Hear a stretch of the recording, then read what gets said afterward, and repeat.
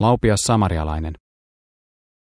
Muuan lainoppinut, joka tahtoi panna Jeesuksen koetukselle, nousi ja kysyi, Opettaja, mitä minun pitää tehdä, että perisin iankaikkisen elämän?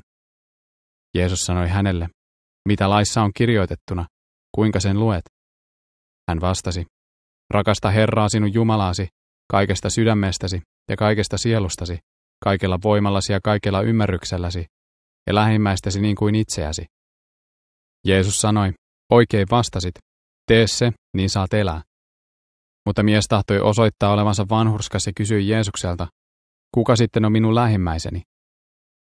Jeesus vastasi hänelle, muuan mies kulki Jerusalemista alas Jerikoon ja joutui rosvojen käsiin. He riisuivat hänet ja pieksivät haavoille. Sitten he lähtivät pois ja jättivät hänet virumaan puolikuolleena. Sattumalta kulki muuan pappi samaa tietä, mutta nähdessään miehen hän meni tien toista laitaa ohi. Samoin leeviläinen, kun hän tuli paikalle ja näki miehen, hänkin meni tien toista laitaa ohi. Mutta kun eräs sitä tietä matkustava samarialainen tuli paikalle ja näki miehen, hänen tuli tätä sääli. Hän meni miehen luo, vuodatti öljyä ja viiniä haavoihin ja sitoi ne. Sitten hän nosti miehen juhtansa selkään, vei hänet majataloon ja hoiti häntä.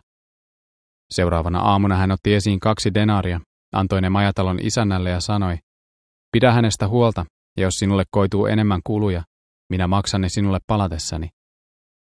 Kuka näistä 3 sinun mielestäsi oli rosvojen käsiin joutuneen miehen lähimmäinen?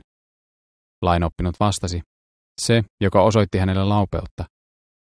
Jeesus sanoi hänelle, mene ja tee sinä samoin.